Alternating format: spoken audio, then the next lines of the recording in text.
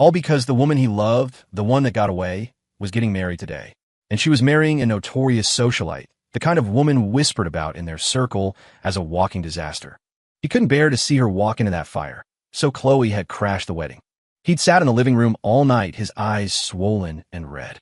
As dawn broke, his phone buzzed with an unknown number. Leo Hayes, marry me. The voice was nonchalant, almost teasing, but Leo immediately pictured the face it belonged to. The woman Chloe's old flame was supposed to marry, the infamous party girl heiress, Sloane Pierce. Your fiancé just stole my groom, Sloane said, a smile evident in her voice. So I figured I'd steal hers. Fair's fair, right? Leo was silent for a moment, then gave a slight, almost imperceptible shake of his head. Fair enough. On the other end, Sloane's eyebrow arched. Her tone was bold and unapologetic. Good. I'll reschedule the wedding for 15 days from now. Get a new dress ready for your bride. I'll be waiting. The line went dead. Leo was left staring at the table full of cold, untouched food. Suddenly, his vision blurred. He never thought that, after all these years, he'd finally get his wedding. But the bride wasn't Chloe, the groom wasn't him, and the woman he was set to marry wasn't Chloe either. He'd known Chloe Sullivan for 10 years. The first time he saw her, he was a goner. It was at freshman orientation. She was on stage in her navy and white school uniform, the student representative giving a speech. Sunlight streamed through the auditorium's floor-to-ceiling windows, tracing a golden halo around her sharp profile. The boys in the audience whispered and snuck photos with blushing faces. He just stood in the shadows at the back of the room, clutching his newly issued student ID. Back then, Chloe Sullivan was the golden girl of Northwood Prep. She aced every exam. Her shells were lined with math Olympiad medals, and even the cuffs of her rolled-up sleeves carried a subtle scent of cedarwood perfume. Every move she made screamed old money elegance. She was from a different universe than a scholarship kid like him. And this girl, the object of every boy's affection, only had eyes for one person, Julian Vance, her childhood friend. Leo had seen her organizing Julian's notes in the library. He'd seen her wait for him by the basketball court for an entire afternoon. He'd seen her scour the entire city for a limited edition CD Julian had mentioned offhandedly. The rumor was their families were old friends, that they were practically engaged since birth. Then came the summer after graduation. The news of the Sullivan Corporation's overnight collapse dominated the financial news. The same Mr. Sullivan who once rolled up to parent-teacher conferences in a Rolls-Royce jumped from the top of his corporate headquarters. The next day, Julian Vance was on a plane to England, leaving Chloe alone to shoulder an astronomical debt. Her days became a blur of part-time jobs, exhaustion, and quiet desperation. That night, Leo found a blackout, drunk Chloe in the alley behind a bar. Her expensive dress was wrinkled and stained, her eyes bloodshot. She looked like a stray dog, abandoned and lost. He knelt to help her up, but she grabbed his wrist, her breath a mix of alcohol and something metallic like blood. Who are you? Leo Hayes, he said softly. We went to the same school. You probably don't remember. She didn't, but she let him take her home. That night, Chloe was like a wild animal, starved for comfort. She wrapped her arms around his neck, sat on his lap, and kissed him with a desperate force. He found out later that just half an hour before he'd found her, Julian had posted a new photo on Instagram, a shot of him kissing his new girlfriend under the Eiffel Tower. When she woke up, she insisted on making it right. She moved into his tiny, 200-square-foot studio apartment. They held each other for warmth, getting through the hardest days together. But he knew, even after he'd rescued the fallen heiress, that her heart never belonged to him. She had never forgotten Julian Vance. He'd seen her staring at Julian's photo on her phone late at night. He'd seen her eat nothing but instant ramen for 3 months to save up for a plane ticket to Paris. He'd seen her bolt out the door on his birthday, the second she got a text from Julian. But Leo was a fool in love. He stayed.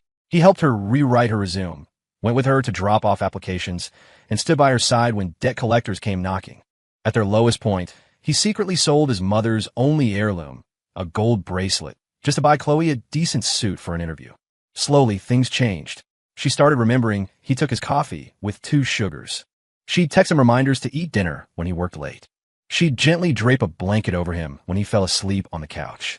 He thought he had finally melted the ice around her heart, and she, in turn, rose from the ashes, clawing her way back to become the celebrated darling of the New York elite once more. Just when everything seemed to be heading in the right direction, Julian Vance came back, and everything snapped back to the beginning. She would race her car to the airport to pick him up in the middle of the night. She threw him a welcome home party, all past grievances forgotten. And when she heard he was getting married, she didn't hesitate for a second to go and crash the wedding. 7 years. He had given her everything, and it still couldn't compete with a simple, "I'm back," from Julian. Finally, he was tired. He had no more love left to give. Leo stood up and began to clean. He threw everything into trash bags, one piece at a time. The garbage truck came rumbling down the street. He watched as the sanitation workers tossed the bags into the compactor, crushing 7 years of his foolish, hopeless devotion. "What are you throwing out?" The front door swung open. Chloe's voice came from behind him. Leo didn't turn around. "Just some useless stuff." He looked up at her. "Just cleaning up, getting rid of some junk." The simple sentence made Chloe's expression change. She shoved past him and rushed into the apartment. "Who said you could touch my things?" She tore through drawers and closets, her face growing paler by the second. After ransacking the entire study and finding nothing, she bolted for the door. As they passed each other, Chloe accidentally shoved him. Leo stumbled, his forehead smacking hard against the doorframe. Blood streamed down his face. Worried she'd lost something truly important, he chased after her without even tending to his wound. And then he saw the most absurd sight of his life. Chloe, the woman with a severe case of mysophobia, was on her knees in the street, frantically digging through a pile of garbage bags. Seeing her panic, a pang of guilt hit him. "The truck already took my stuff," he explained, his voice strained. "You'll have to go to the landfill to find it. I was just throwing out my own things. I might have accidentally packed something of yours. I'm sorry." Only then did Chloe notice the blood gushing from his head. She froze, her hand reaching for him before pulling back. "I was in a hurry. I didn't see." Once they were in the car, Leo couldn't help but ask, "What did you lose? Was it that important?" Chloe's hands tightened on the steering wheel. It was a long moment before she answered.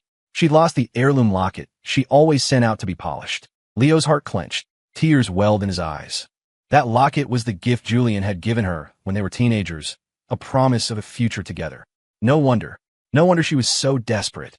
####. Chloe must have sensed the shift in his mood. She knew she couldn't hide what happened at the wedding, so she offered a weak explanation. "Before Julian's grandfather passed away, I promised him I'd look after Julian. And you know Sloane Pierce's reputation. If he really married her, the rest of his life would be ruined. That's why I had to stop it. It was all just an excuse to placate him.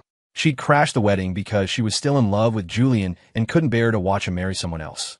And her frantic search for the locket, a symbol of a promise long broken, was because deep down, she still believed she was the one who should be marrying him." The thought sent a wave of sharp, twisting pain through Leo's chest. He turned his head to the window, letting the wind dry the silent tears rolling down his cheeks. "Well, Sloane found a new groom, so she won't be bothering Julian anymore. You can relax." His confident tone made Chloe frown slightly. "Sloane found someone else? Who told you that?" Leo was about to tell her that he was the new groom when his phone rang, the sound jarring in the tense silence of the car. Chloe answered, and Julian's sobbing voice filled the small space. "Chloe, my parents are furious that I ran out on the wedding. They're making me kneel in the study, threatening me with the old family discipline. They're going to kill me. Chloe, what do I do?" "I'm on my way." She hung up instantly and glanced at Leo. "Leo, something's come up. Can you go look for the locket for me first?" Leo's mouth opened, but no sound came out. He just nodded, opened the car door, and stepped out onto the lonely street. After watching her car disappear into the darkness, he hailed a cab to the city landfill. The garbage trucks had already emptied their loads for the night. He stood before a mountain of trash, rolled up his sleeves under the dim floodlights, and began to search. He fought back waves of nausea from the overwhelming stench, digging for 5 solid hours before he finally found the bags he'd thrown out. He emptied every single box, but there was no trace of the locket. Just then, the housekeeper called. "Mr. Hayes, I found the locket. It was under Miss Sullivan's pillow. She must have tucked it there in her sleep." Leo let out a bitter laugh. How much do you have to love someone to fall asleep holding a memento of them, lost in daydreams? And to think they shared a bed every night, and he'd never even noticed? It was deep into the night now, and there were no cabs in this remote part of the city. He had no choice but to walk back. The sky was beginning to lighten in the east, his feet were bleeding, and his legs were swollen by the time he finally reached the apartment. He'd left in such a hurry he forgot his keys, and he was too exhausted to even knock. He leaned against the door and fell into a deep sleep. He didn't know how long he'd been there when someone shook him awake. He blinked groggily and saw Chloe's assistant standing over him, his face etched with worry. "Mr. Hayes, something's happened to Miss Sullivan. You have to come to the hospital with me now." Leo's mind was a fog. Before he could process what was happening, the assistant was pulling him into a car. The cold autumn wind cleared his head, and he finally managed to ask what was going on. The assistant looked uneasy, hesitating before pulling out his phone and showing him a video. Ms. Sullivan went to the Vance estate yesterday. She insisted on taking Mr. Vance's punishment for him. She took 100 lashes before she passed out. They rushed her to the hospital. The video showed Chloe's back, a bloody canvas of crisscrossing wounds, the skin split and raw. It was a horrifying sight. Each lash felt like it was striking his own heart, the pain so sharp it stole his breath. The assistant parked the car and walked him to the hospital room before leaving. The door was slightly ajar, and Leo could clearly hear Julian's sobbing from inside. Chloe, why are you so foolish? I abandoned you and left the country. You should hate me. Why? Why did you crash my wedding? Why did you have to take those lashes for me? Chloe lay on the bed, her voice weak, but laced with an undeniable, complicated affection. When you first left, I did hate you. But as time went on, all I felt was relief. You were the boy I loved, and I didn't want you struggling with me in some rundown apartment, eating cheap takeout every day, working part-time until you collapsed from low blood sugar. You made the right choice. Her words made Julian's eyes redden. He couldn't help but pull her into a tight embrace. So you've forgiven me, right? You crashed the wedding because you couldn't let me go, right? My parents said that if you took the punishment for me, you had to agree to marry me. You were willing when you said yes, weren't you? Each question was like a sledgehammer blow to Leo's heart, sending tremors through his entire body. Chloe agreed to marry him. When he saw Chloe nod, his already shattered heart broke into a million pieces. The phone slipped from his hand, clattering loudly on the floor. He didn't know how much time had passed before he finally picked it up and turned to leave. He just reached the stairwell when Julian grabbed his arm from behind. Leo Hayes, I know you saw everything. Chloe never forgot me. You spent 7 years suffering with her, and all it took was one little trap I set, and she came running. It's always been me. What do you have that can compete with that? It was only then that Leo understood. The wedding to Sloane Pierce was just a ploy. Its only purpose was to make Chloe come and crash it. Julian's parents were probably in on it too, using the family punishment to corner Chloe into agreeing to marry him.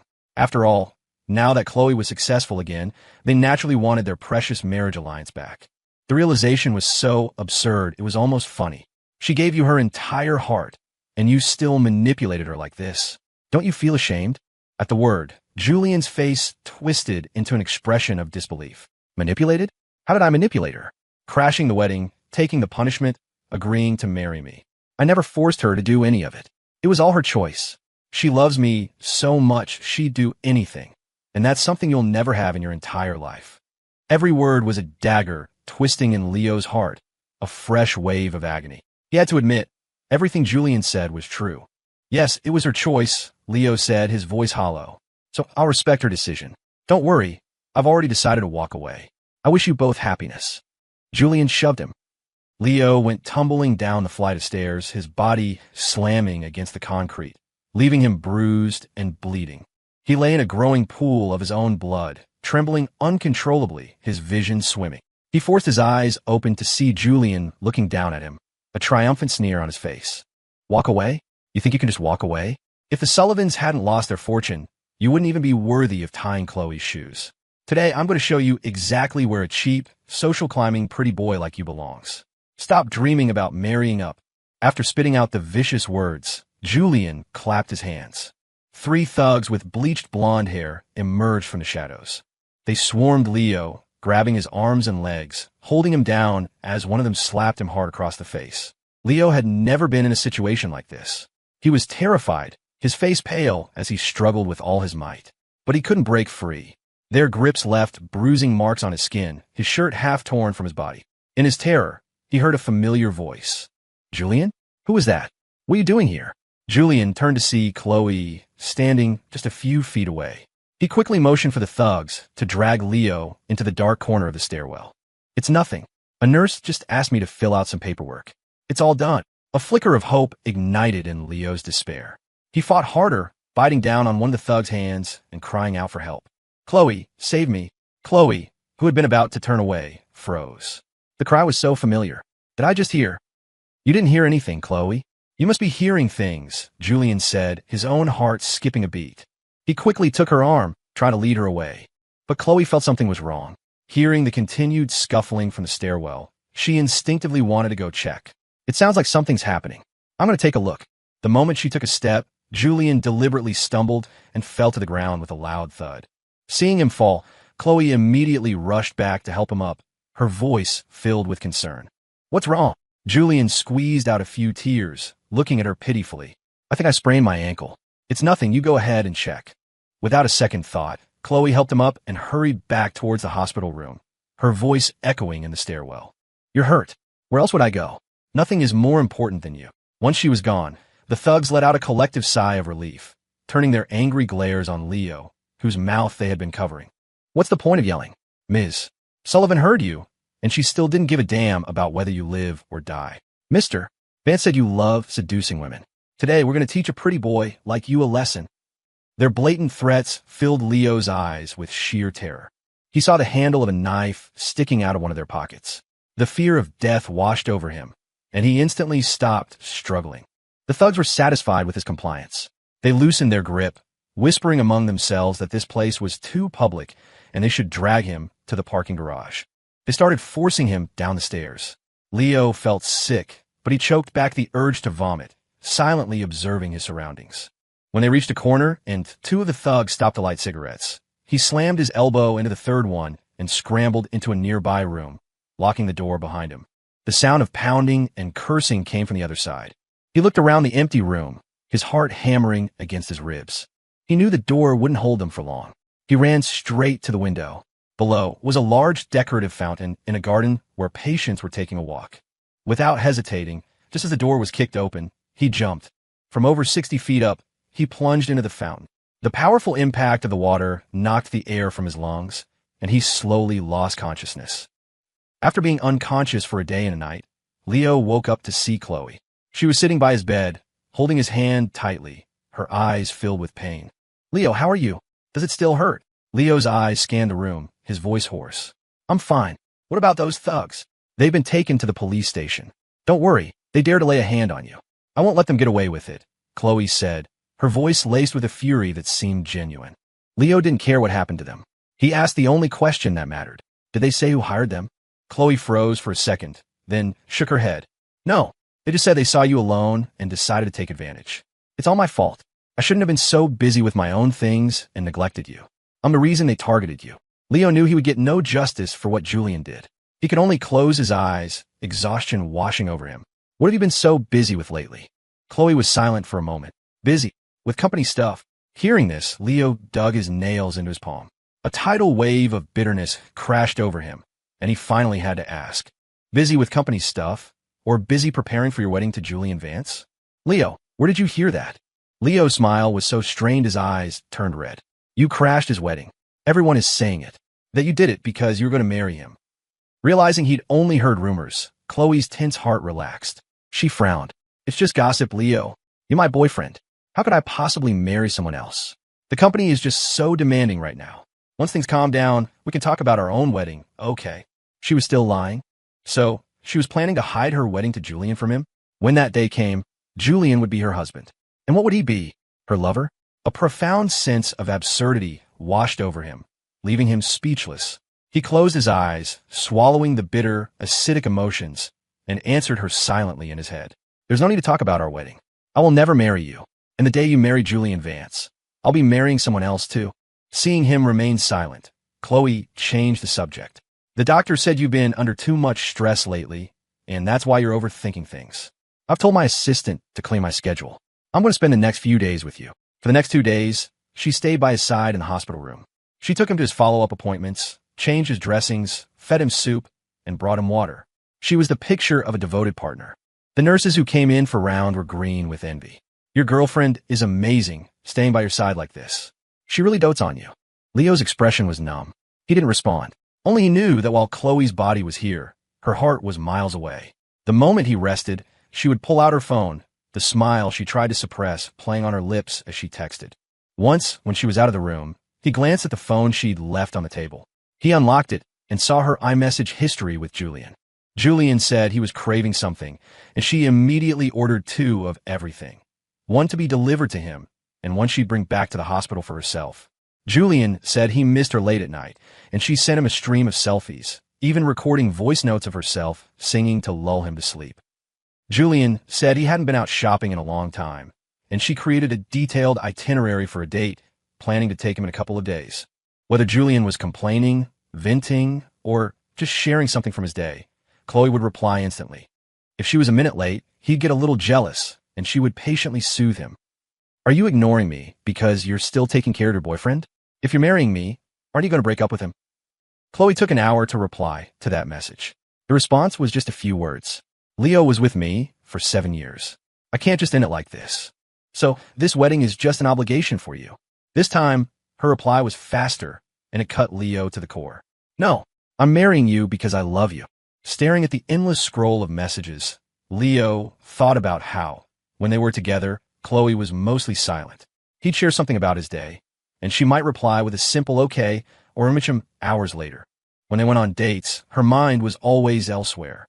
Even after he'd taken a knife for her, and their relationship had supposedly deepened, she had never been as proactive or passionate with him as she was with Julian. In their relationship, he had always been the one to walk 99 steps, hoping she would take the final one. But she had always held back, caught up in old memories and old flames, refusing to give him the one thing he wanted. So, from now on, he wouldn't wait anymore. ####. She bought flowers, ordered a cake, and even arranged a candlelit dinner at a restaurant on a hill overlooking the city. After lighting the candles, she placed a birthday hat on his head, her voice incredibly gentle. Happy birthday, Leo. What's your wish this year? Leo closed his eyes, clasped his hands together, and made a solemn wish in his heart. I wish for my wedding to go smoothly, and I wish for Chloe Sullivan to get her heart's desire and marry Julian Vance. From this day forward, may we have nothing to do with each other. When he opened his eyes, he met Chloe's beautiful gaze. What did you wish for? Tell me. If I say it out loud, it won't come true. Chloe smiled at his answer and ruffled his hair. If you don't tell me, how can I help you make it happen? Leo blew out the candles, his gaze falling upon her. His voice was light. You can make any wish come true. Any wish. He smiled back at her confident tone. You don't need to help. My wish is simple. It will definitely come true. With that, he got up and went to the restroom. By a cruel twist of fate, he ran into Julian. Julian glanced at him, his tone dripping with disdain. Chloe brought you to this place? I can't believe she still remembers my favorite restaurant after all these years. Tell me, did she bring you here for a date or to reminisce about me? Seeing the smug look on his face, Leo turned off the faucet, wanting to ignore him, but Julian pressed on. That birthday cake looks familiar. Let me guess, Chloe gets you this one every year, right? It's the only one I ever wanted for my birthday. And the food on your table, the truffle pasta, the seared scallops, the dry-aged ribeye, all my old favorites. Do you like them too? I was looking through our old yearbook the other day. You had curly hair in high school, didn't you? Your current haircut, the short, slightly tousled style. It's exactly how I wore mine back then. And you're so thin. From a distance, you almost look like me. And a few other things. The clothes you're wearing, the watch on your wrist. All brands I loved 6 or 7 years ago. My taste has changed since then.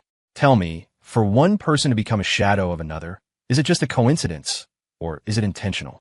When Chloe molded you into this, was it because it's her type, or because she could never forget me? With every word, the color drained from Leo's face. He looked down at himself. The clothes, the shoes, the watch, all gift from Chloe. And the clean, stylish haircut in the mirror was one she had personally taken him to a top stylist for. The dishes and the cake Julian mentioned were, indeed, frequent staples at their dinner table. Julian was still listing examples. As Leo listened, flashes of the past played in his mind.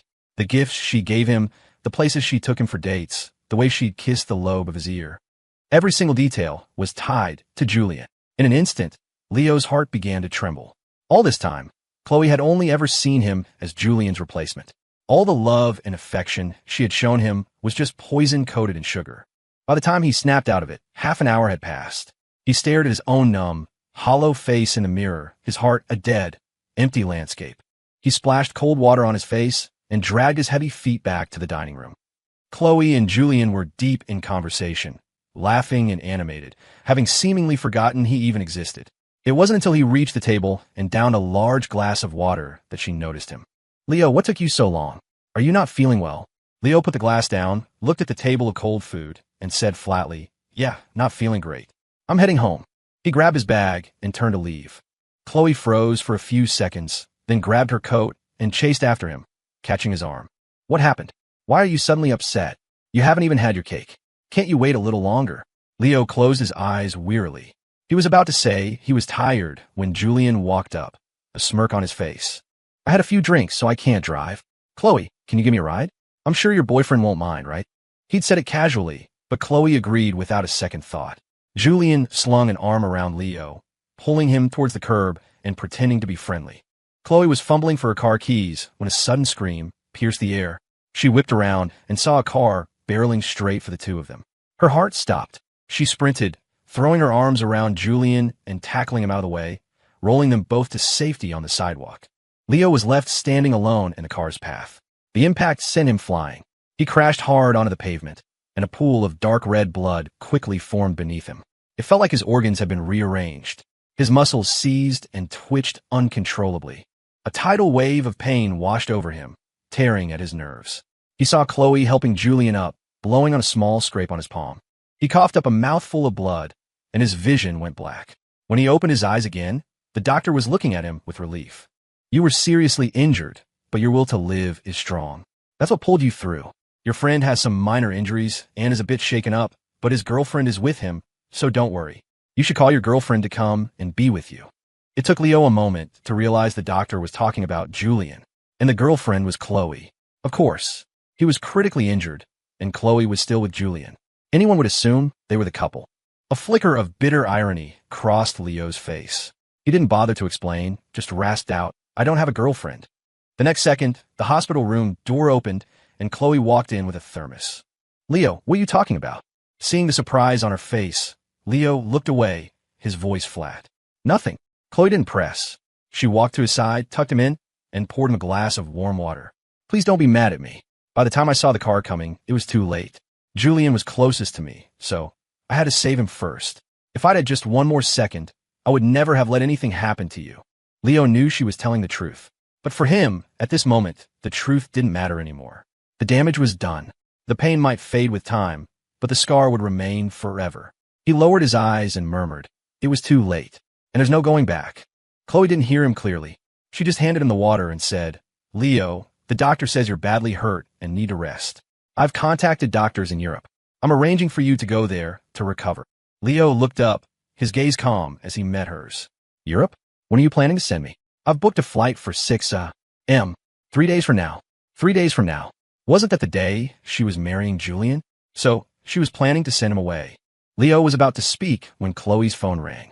Seeing Julian's name on the screen, she said a few quick words and rushed out of the room. It's settled then. Everything's arranged in Europe. Someone will be there to take care of you. As soon as I finish up my work here, I'll come and get you. Watching her retreating back, Leo swallowed the words that were on the tip of his tongue. Don't bother. On that day, I'm getting married too. What was the point of saying anything? It was all about to end. During his 2 days of recovery in the hospital, Chloe would visit from time to time, but she never stayed for more than 10 minutes. Leo didn't ask where she was going. He didn't have to. Julian was constantly sending him taunting messages, keeping him fully informed of their whereabouts. They were picking out wedding dresses and party favors, choosing wedding rings, finalizing decorations, preparing invitations. Looking at the photos and videos, seeing the pure joy in Chloe's eyes, Leo felt nothing.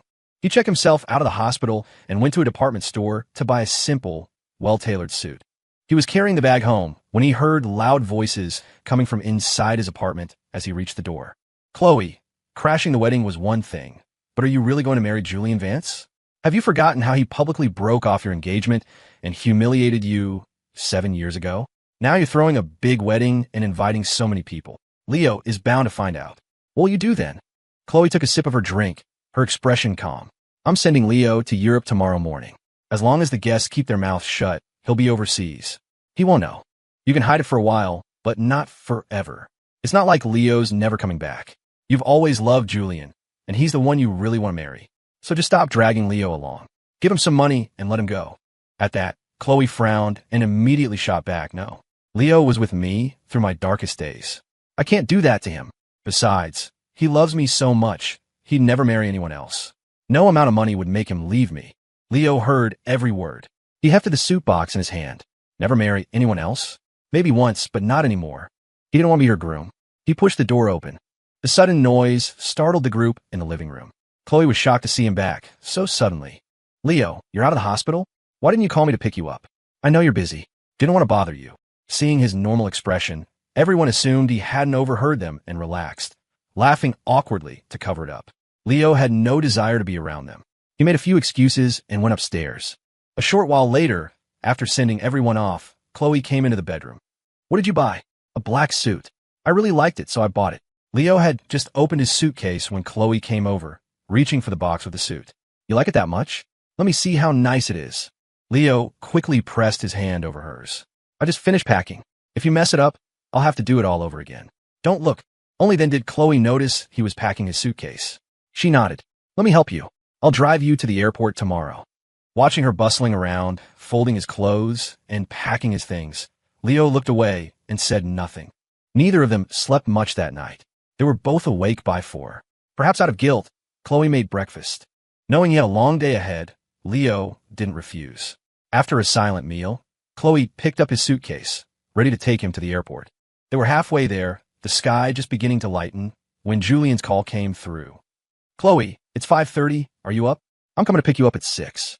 My parents are waiting. Why aren't you here yet? Chloe glanced at the time, then at Leo. Leo, can you get a taxi to the airport yourself? I have to. Before she could finish, Leo opened the car door and got out. Go on. You're busy. Okay. Be safe, then. Call me when you get to Europe. I'll come join you as soon as I'm done with work here. Leo listened quietly to her instructions, saying nothing. Once her car had sped off and disappeared into the morning light, he took out his phone and called Sloane Pierce. I'm ready. The car window rolled down, revealing a face that was bright and audacious. The woman had one hand on the steering wheel, an eyebrow arched, and a playful smirk on her lips.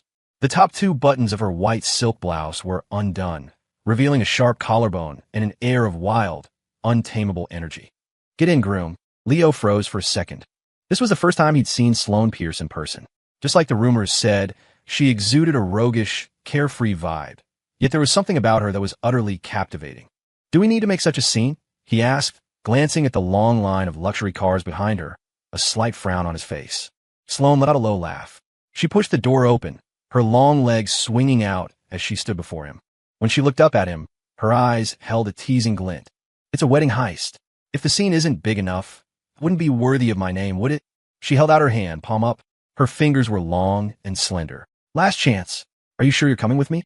Leo looked at the outstretched hand, his own fingers curling slightly before he placed them in hers. I'm sure. His voice was soft but firm. The smile in Sloane's eyes deepened. She suddenly gripped his wrist. Since you've decided, let's not waste time. Her laugh was unrestrained as she pulled him towards the lead car. When I get married, I do it in broad daylight. He was ushered into the passenger seat.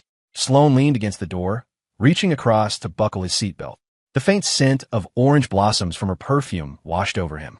She was so close that her breath practically brushed against his ear. Leo's ear tips burned, and he instinctively turned his head away. Nervous? She murmured, her voice husky and alluring. Don't worry. I don't bite. She closed his door, walked around to the driver's side, and slammed her foot on the gas.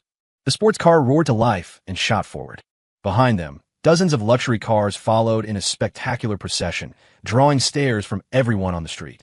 At the same time, in another motorcade, Chloe Sullivan stared out the window at the rapidly receding scenery, a strange emptiness blooming in her chest. Julian held her hand, his voice filled with joy. Chloe, I'm finally marrying you. This has always been my dream. He looked down at her, his eyes full of anticipation. What about you? Marrying me is your dream too, right? Chloe lowered her gaze to meet his expectant one, her expression flickering. Of course. But as the words left her lips, an image of Leo's face flashed uncontrollably in her mind.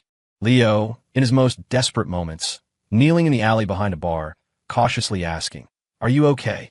Leo, selling his mother's only heirloom bracelet just to buy her a decent suit, and then smiling as he said, I never really liked it anyway. Leo, burning with a high fever, still trying to make her hangover soup, only to collapse in the kitchen. The memories flickered past like a movie reel, and her heart felt like it was being squeezed by an invisible hand, a dull, suffocating ache. Julian noticed her distraction, and his eyes reddened slightly. It's our wedding day, and you're thinking about someone else. You've fallen for him, haven't you? Chloe snapped back to reality, pushing down the strange feeling in her heart and pinching his cheek. You know exactly who I love, don't you? Julian's tears turned to a smile. Then as punishment, you have to kiss me. Chloe leaned in and pressed her lips to his. But the moment they touched, she inexplicably thought of Leo. After the kiss, Julian pulled her into his arms. The driver suddenly spoke up. Ms. Sullivan, there's another wedding motorcade up ahead. According to tradition, the brides should exchange bouquets for good luck. Chloe, distracted, just hummed an agreement and lowered the window. And then, she found herself looking directly at Sloane Pierce, who was in the opposite motorcade, dressed in a sharp suit and holding a bridal bouquet. Their eyes met. Hashtag, Chloe's smile, which had been directed at Julian, vanished. The moment she saw who was in the car opposite them, the color drained from her face. She stared, her eyes wide with shock and disbelief, at Leo, who sat in the passenger seat of the other lead car. She never imagined that Leo, who was supposed to be at the airport, would be here, dressed in a suit, sitting in another wedding car, watching her exchange bouquets. Leo. Chloe whispered his name, her voice trembling. She didn't see the twisted, savage look that flashed across Julian's face at the sound of that name. Leo merely gave her a cool, indifferent glance before turning his attention to Sloane, watching as she gracefully swapped her bouquet with Chloe's. His movements were fluid and natural, as if the woman before him wasn't the person he had once loved to the point of madness, but a mere stranger he'd passed on the street. Stop the car. Chloe slammed her hand against the door, her voice raw and furious. Stop the car right now. The driver instinctively hit the brakes, forcing the entire motorcade to a halt. Across the way, Sloane's motorcade also stopped at her signal. The two processions stood in a silent standoff on the bridge. Sloane leaned back languidly in her seat, her gaze shifting to Chloe, her tone laced with amusement. Well, if it isn't Ms. Sullivan, in such a hurry to get to your second wedding. Chloe ignored her completely, her eyes locked on Leo. He looked incredibly handsome today, in a way she had never seen before. He wasn't wearing the flashy, Julian-esque suit she had imagined. Instead, he wore a simple, elegant white suit that made him look as fresh and clean as a morning after spring rain. Chloe had always tried to dress Leo up as a stand-in for Julian, but she had never realized how much more captivating he was when he was just being himself. Julian was fuming.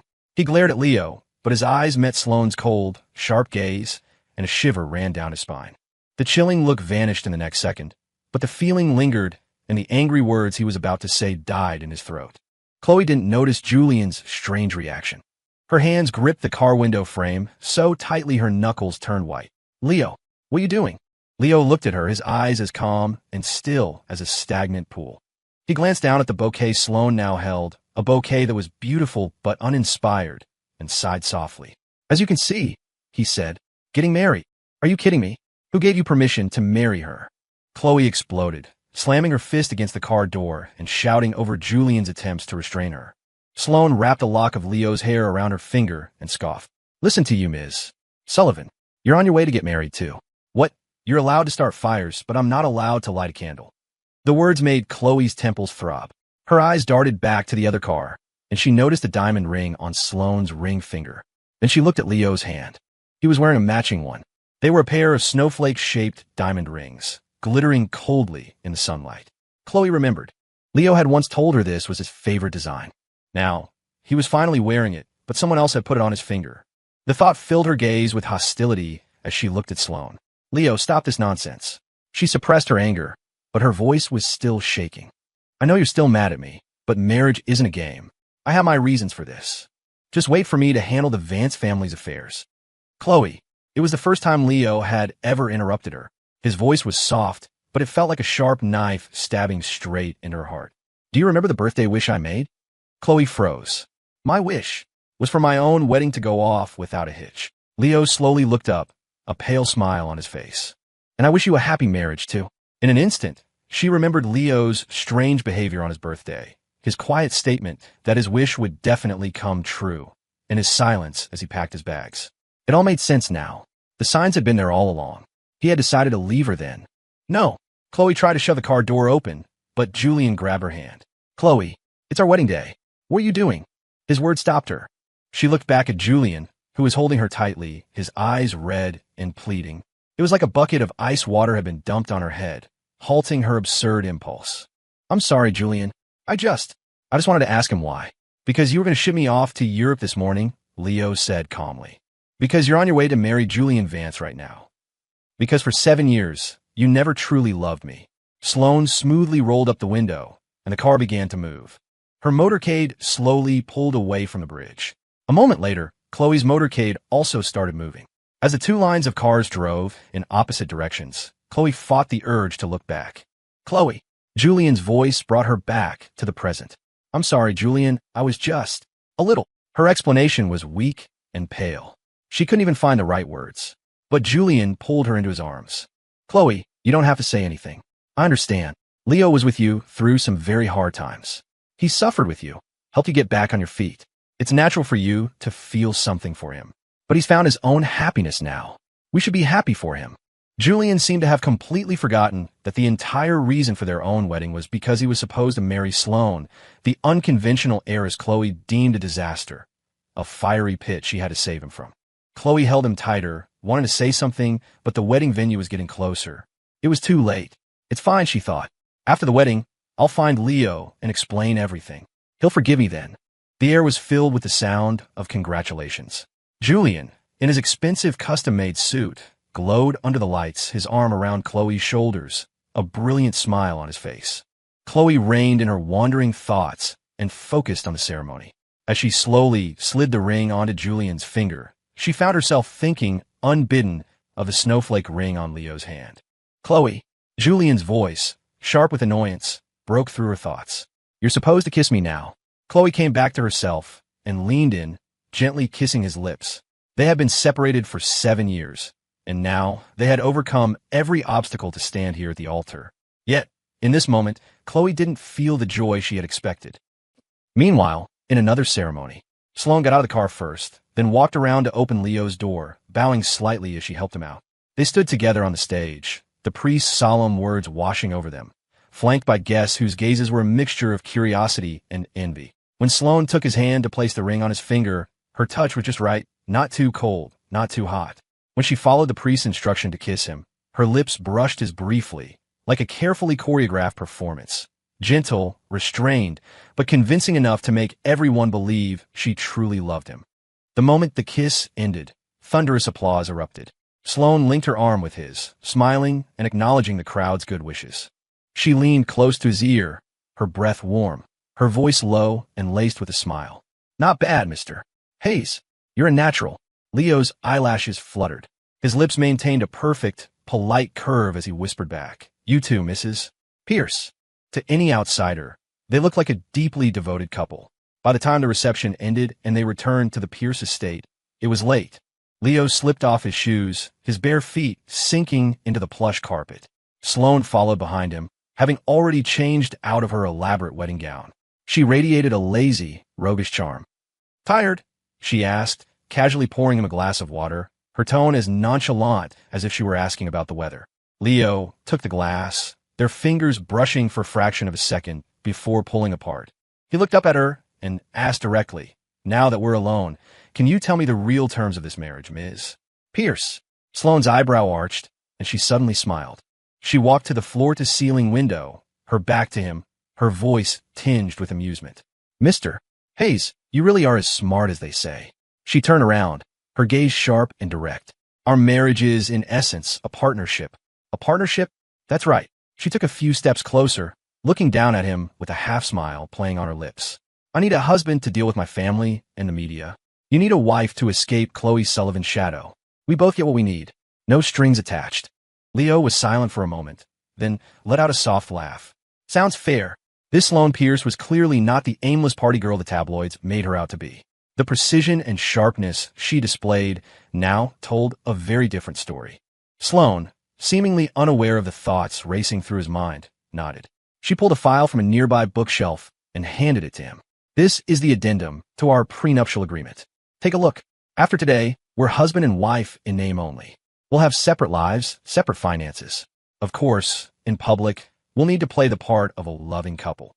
Leo took the file, scanned it quickly, and then looked up. And if one day, one of us wants to end this? Sloane's eyes flickered, her tone light. Then you give the other person 3 months' notice, and we part ways amicably. Deal. Leo signed his name without hesitation and pushed the document back to her. Sloane put the file away, then suddenly leaned in close.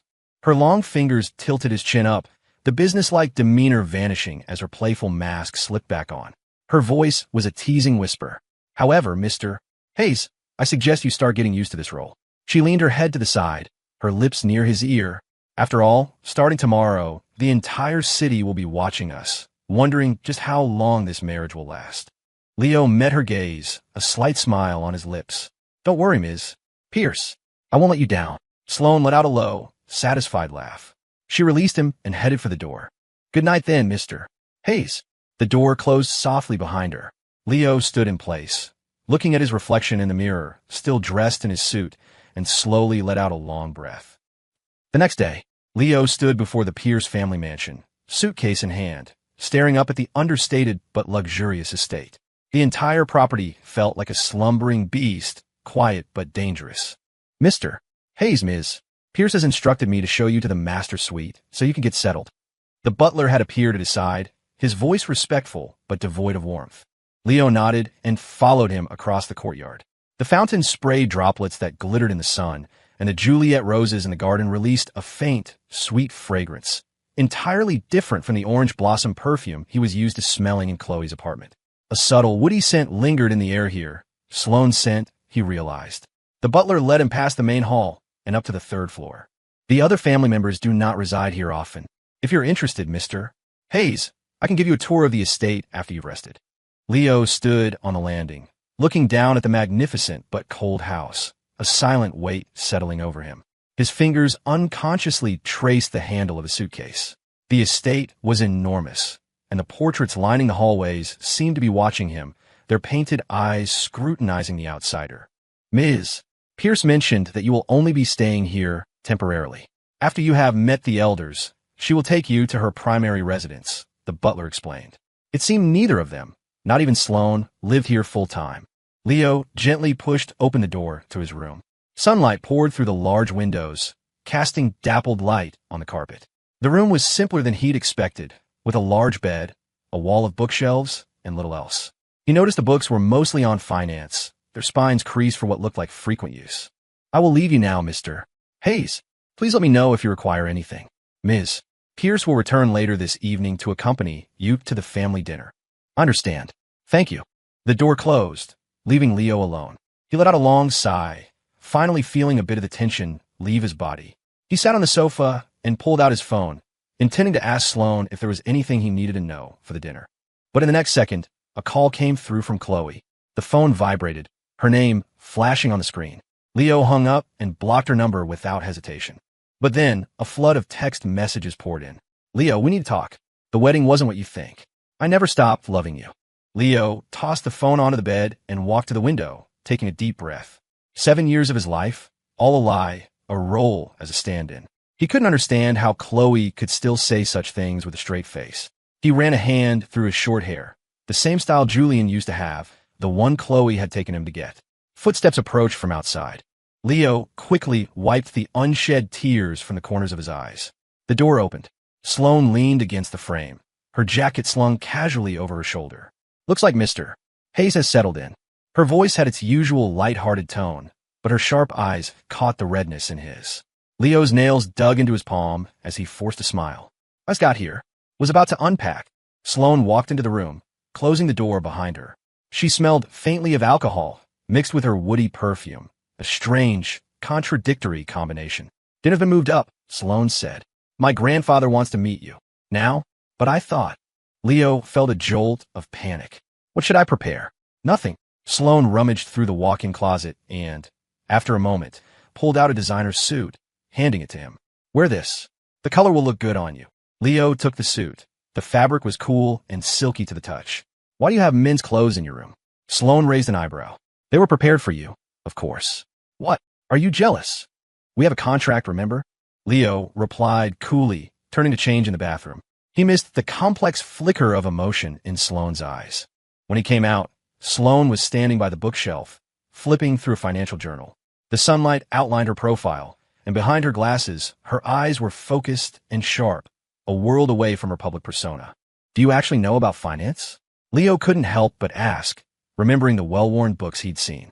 Sloane closed the journal, instantly slipping back into her rebellious guise. It's all an act. How else am I supposed to fool the investors? The family dinner was even more oppressive than Leo had imagined. At the head of the long table sat Sloane's grandfather, his hair white, but his eyes as sharp as a scalpel, raking over Leo the moment he entered. Throughout the meal, relatives probed into his family background, their gentle inquiries hiding sharp, pointed questions. I hear Mr. Hayes was previously engaged to Chloe Sullivan. Sloane's aunt asked, smiling over her wine glass. How did he suddenly end up marrying our Sloane? Leo's fork scraped loudly against his plate. A strange sense of relief washed over him. Here it comes. He put on a smile, about to answer, when Sloane suddenly grabbed his hand, her finger tracing a line across his palm.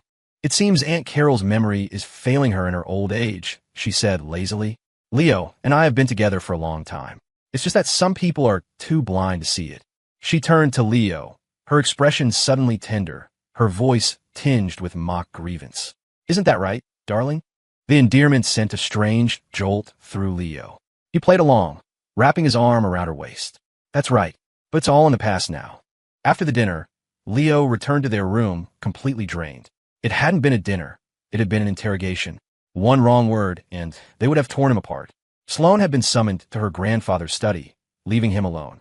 He stood by the window, watching the winding paths of the estate. After what felt like an eternity, the door opened softly. Sloane walked in, reeking of alcohol.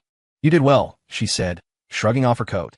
Grandfather is very pleased with you. Leo turned and noticed that even in the warm light, Sloane's face was pale, with a fine sheen of sweat on her forehead. Did you drink too much tonight? At dinner, aside from the few bites of food he'd put on her plate, her wine glass had never been empty. Couldn't be helped. A bitter smile touched Sloane's lips. She undid the top button of her dress, finally able to breathe. If I didn't let them drink their fill, I never would have gotten away. As she spoke, she stumbled. Leo rushed forward to steady her. As he touched her, he felt the abnormal heat radiating from beneath her dress. Sloane, you have a fever. Sloane tried to push him away, but collapsed weakly against him. Leo managed to support her, helping her to the bed. When he unzipped her dress to help her, he gasped. Her back was covered in dark bruises, some already turning black. What happened? Leo's voice was filled with disbelief. The marks were horrifying. Given Sloane's status, who would dare do this to her? Sloane kept her eyes closed, her tone flat. Family discipline. Grandfather wasn't happy with my recent investment strategy. That's all. Leo quickly found the first aid kit and began carefully cleaning her wounds. When the alcohol swab touched the worst of the bruises, he felt her arm tense. He looked up, but Sloane didn't make a sound. Why, he asked softly. You're not who they say you are. Sloane's eyes snapped open. In the lamplight, they were clear and sharp, not the eyes of a drunken woman. Who do they say I am? And who do you think I should be? Leo thought of the professional books on her shelf, her insightful comments about finance at the dinner table, and the brutal marks on her back. You're pretending. He was beginning to understand, but he still didn't know why. All that stuff they say about you. It's just an act. Sloane pushed herself up, her gaze fixed on him. You're a smart man. She reached out and brushed her fingers against his cheek. What about you? Have you really gotten over Chloe Sullivan? Leo didn't flinch from her touch. When I found out that 7 years of my life was just a game, that I was just a stand-in, my heart died.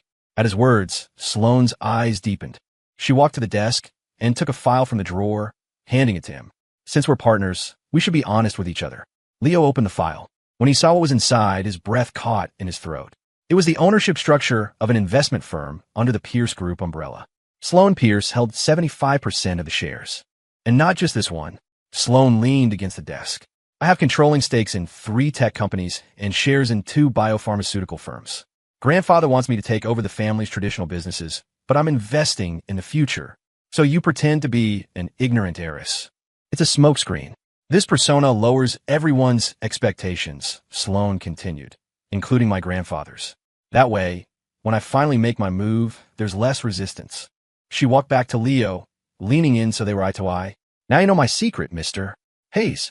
Leo looked in her deep, dark eyes, and his heart skipped a beat. And why are you willing to tell me all this? Because Sloane's gaze swept over his face without reservation. Because I've realized we're the same kind of people, both using different methods to escape the expectations and control of others. The night deepened. Moonlight streamed through the window, bathing them both in its soft glow. Leo suddenly realized this marriage of convenience might be far more complicated than he'd ever imagined. Hashtag. The spot had once been neatly arranged with Leo's daily essentials. He would sit there, scrolling through his phone while fixing his hair, and Chloe would often lean against the headboard, watching him quietly. In the turbulent story of her life, those had been rare moments of peace. Now the space was empty. Her phone screen went dark again. The 17th call, still unanswered. Chloe stared at the name Leo on her screen until the letters blurred. Her chat history was a one-sided monologue. Messages sent into a void with no reply. The last one she'd sent read, "Leo, stop this. Come home. Ma'am, your coffee." The butler carefully placed the cup on the nightstand. Chloe turned and saw it was in the exact spot where Leo used to leave a glass of warm water for her every night. She just stood there, not touching the coffee. She had only asked for it out of habit, a reflex upon returning home. Every time she came home, Leo would bring her a cup of coffee. The room was silent. Suddenly, her eyes were drawn to the slightly ajar nightstand drawer. She saw a familiar-looking box. Her heart leaped. She pulled the drawer open. Inside was a black velvet jewelry box containing a blue sapphire bracelet they had bought at an auction last year. Leo had adored it. Now it lay there covered in a thin layer of dust, forgotten. Did he leave anything else? Chloe heard her own voice, dry and hoarse, like a desperate traveler in a desert. The butler hesitated. "Mr. Hayes threw most of his things away. He only took some clothes and a few books. The collectibles and video games you gave him are all in the safe in the study." Chloe stumbled to her feet and rushed to open the safe. The combination was still Leo's birthday. The jeweled cufflinks, the watch, the bracelets she'd given him, and the diamond ring she had planned to give him at their wedding. They were all still there. Thump! Chloe's fist slammed against the metal door of the safe, her knuckles immediately splitting, beating with blood. She felt no pain, only a gaping wound in her chest that was bleeding profusely. She thought back to Leo's birthday a month ago, the way his eyelashes had trembled as he made a wish, and his words, "If I say it out loud, it won't come true." So he had already decided to leave her back then. "Chloe."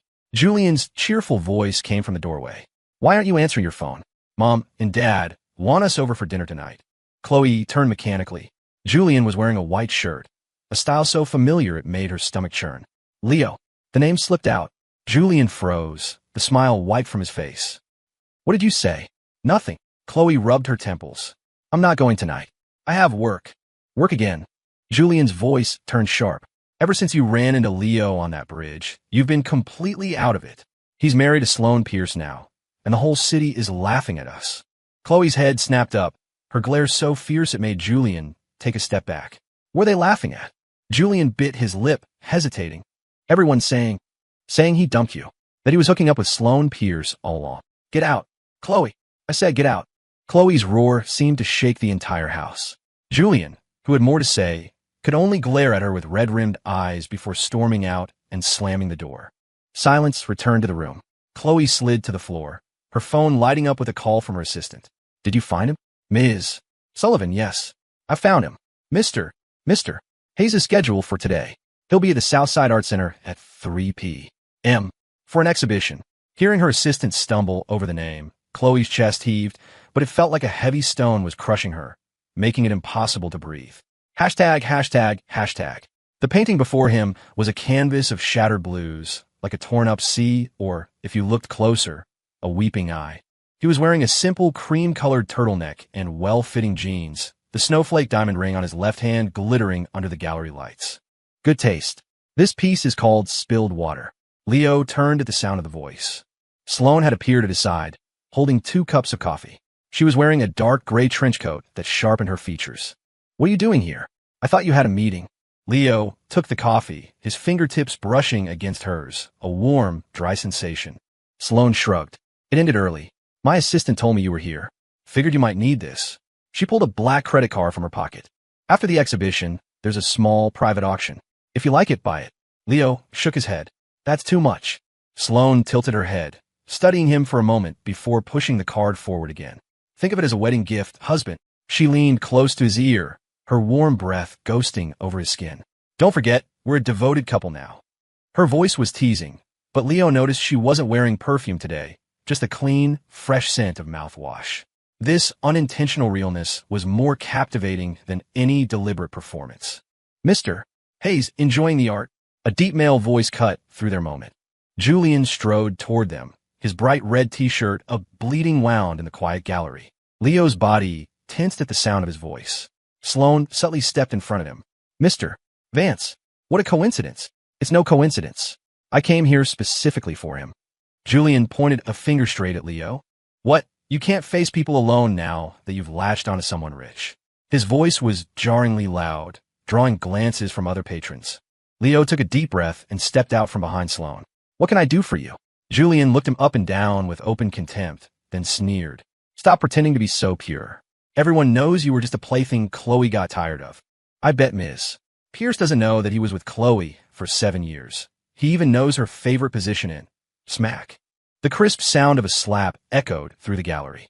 Leo's hand was still in the air, trembling slightly from force. Julian clutched his face, his eyes wide with disbelief. You hit me? Why shouldn't I? This is to teach you some manners, Leo said, his voice soft but every word cutting. Chloe and I are over. Please stay out of my life. A venomous glint appeared in Julian's eyes. He suddenly raised his coffee cup to throw it at Leo. Sloane reacted instantly, pulling Leo out of the way. The entire cup of hot coffee splashed onto her. Security. Sloane's voice was sharp. 2 guards immediately ran over. She stood beside Leo, careful not to get the stains on him, but her protective stance made their closeness obvious to everyone. Her voice wasn't loud, but it was clear enough for everyone nearby to hear. Please escort this gentleman out and notify all Pierce-owned establishments that Julian Vance is permanently banned. Julian's face went white. You wouldn't dare. Why wouldn't I? Sloane took off her coffee-splattered glasses, her tone nonchalant. You must not be keeping up with your own company's news, Mr. Vance. As of this morning, a media subsidiary of the Pierce Group successfully acquired a 30% stake in your father's company. She slowly wiped her glasses. Oh, and by the way, she lowered her voice, ensuring only Julian could hear, those photos from your trip to the Maldives last year were quite something. And the woman with you. She looked very familiar. I believe her last name was Lee.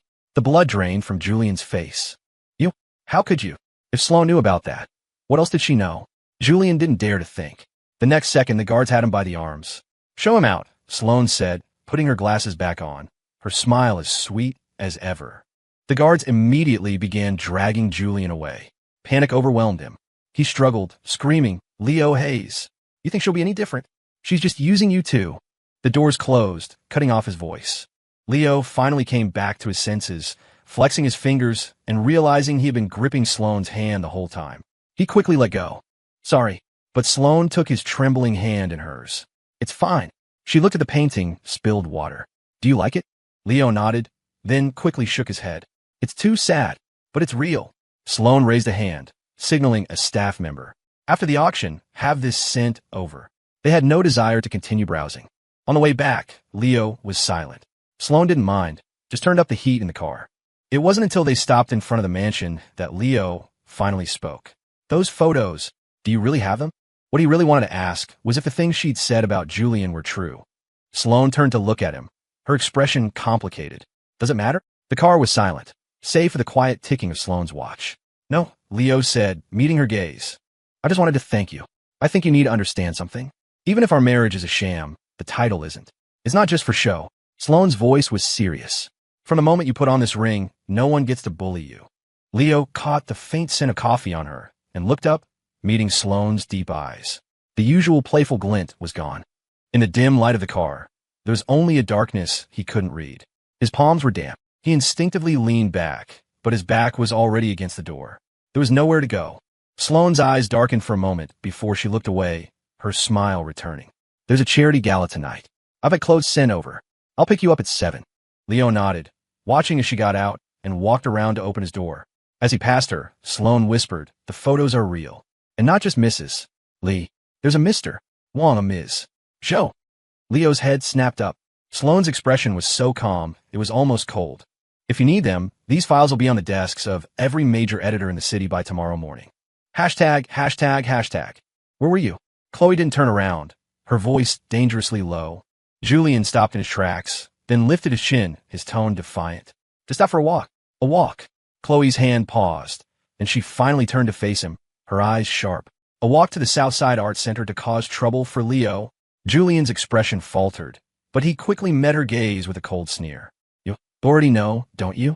What? He's married now, and you're still hung up on him. Chloe stubbed out her cigarette, sparks flying. She advanced on him, her voice tight with suppressed rage. Julian, do you think just because I married you, you can do whatever you want? What did I do? Julian shot back, even angrier. He's the one who slapped me, and Sloane Pierce threatened me for him. Hey, enough. Chloe cut him off. When you went after him, were you trying to humiliate him, or were you trying to remind me, over and over again, what I lost? Her glare silenced Julian. Chloe closed her eyes, her voice raw. I knew you orchestrated the wedding crashing, but I chose to let it go. But you keep provoking him. Julian's eyes welled with tears. Because he's not good enough for you. He just took advantage of you when you were at your lowest. Now that you're back on top, and he couldn't compete with me, he ran off to the Pierce family. That kind of man, shut up. Chloe's hand flew up. Julian flinched, but instead of hitting him, she grabbed a nearby ashtray and hurled it against the cabinet. The sound of shattering crystal filled the room.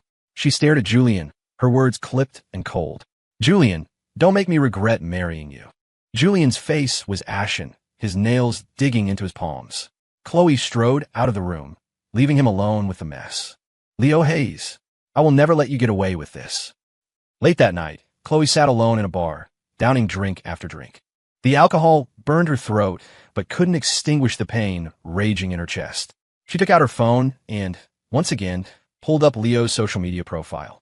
He hadn't posted in a long time. The last update was a photo from before their wedding. A city skyline bathed in golden sunset, quiet and serene, with a simple two-word caption, goodbye. It was a goodbye, just not the one Chloe had imagined. Their meeting on the bridge had been completely unexpected. She stared at the photo, her mind drifting back to a time when Leo would stand quietly behind her, just waiting for her to look his way. But Chloe had never truly looked at him. The bartender slid a freshly made drink toward her. Tough night, Ms. Sullivan? You're drinking pretty hard. Chloe didn't answer, her eyes fixed on the bracelet on the bartender's wrist. The jade was unremarkable, but the style was strangely familiar. She grabbed his wrist, her voice tight. Where did you get this? The bartender, startled, stammered. This is my girlfriend's. She said she bought it at a pawn shop. Chloe's heart seized. She looked closer. The bracelet was more familiar than ever. Can I take it off to look? Sure, I guess. It's not worth much. Is there something special about it? Ignoring him, Chloe held the bracelet up to the dim light. She saw a faint scratch on its surface. It was his mother's, the one he'd sold. When she was broke and struggling to find a job, unable to afford a decent suit, Leo had secretly sold this bracelet to get her one. She remembered him wearing it once, laughing as he told her how he'd gotten the scratch as a mischievous kid. Besides, I don't wear it much. It's a waste just sitting around. But she knew it was not only his most valuable possession at the time, but the only thing his mother had left him. And now, it was being passed around cheaply, worn on a stranger's wrist. Chloe shot to her feet, threw a wad of cash on the bar, and stumbled out with the bracelet. The cold air did nothing to sober her up, but it stung her eyes until they were red. She pulled out her phone and called her assistant. Start digging. I want to know where Leo is right now. And I want you to find out everything Julian Vance was doing during his years abroad. The thought came out of nowhere, but years of instinct were screaming at her. Chloe stood in the shadows of her study, clutching a freshly delivered investigation report. Her intuition had been right. The edges of the paper were crumpled in her fist, her knuckles white from the force. Her assistant stood nearby, head bowed. Ms. Sullivan, as you requested, we looked into Mr. Vance's activities over the past 7 years. In addition to the Maldives photos, we found some unusual financial transactions. Chloe's eyes landed on one page. For the last 3 years, Julian's private account had made a monthly wire transfer of $500,000 to an offshore account, labeled consulting fees. The recipient was a shell corporation controlled by a man named Lee. A familiar name. This Mr. Lee, isn't he the vice president of Horizon Group who was convicted of embezzlement last year? Chloe's voice was like ice. Yes. And what's more suspicious? The assistant handed her another file. A week before Mr. Vance returned to the country, that same account received a sudden deposit of $2 million. The sender was listed as Chairman Vance. Chloe slammed the file shut. She thought of Julian's strange insistence on marrying Sloane after his return and her parents' bizarre enthusiasm for the match. Keep digging, she ordered, her jaw tight. Especially all of the Vance family's financial movements around the time of my family's bankruptcy 7 years ago. In a private room at a late-night lounge, Chloe threw a stack of photos in front of Julian. Explain this, she said, her voice terrifyingly calm. Why did your father transfer $200 million to a Swiss bank account the day after my father died? Julian's smile froze. The photos clearly showed bank statements, the money trail leading to an offshore account with no connection to the Vance family. Chloe, listen to me. He reached for her, but she shoved him away. And this? Chloe pressed play on her phone. Julian's voice, slurred from alcohol, filled the room. My dad got rid of old man Sullivan back then, and he can do it again. The recording stopped. It was from a night he'd had too much to drink. The color drained from Julian's face. Your family, Chloe said, her eyes like poisoned daggers. You were the murderers all along. You only got close to me again to make sure I wasn't investigating the truth. As she turned to leave, Julian burst into hysterical laughter. You think Leo Hayes is any better? He and Sloane Pierce were already. Shut up. Chloe lunged, her hand closing around his throat before she forced herself to let go. Don't you ever say his name again. Hashtag, hashtag, hashtag. Leo had just stepped out of a meeting. Sloane had dragged him in first thing in the morning, and after listening to hours of financial reports, his head was still spinning. His assistant hurried over as he emerged. Sir, Miss Sullivan is downstairs. She says she needs to see you. Leo paused. Then his expression remained neutral. Tell her I'm busy. The assistant didn't leave. She looked hesitant, but she said, it's very important. She said she won't leave until she sees you.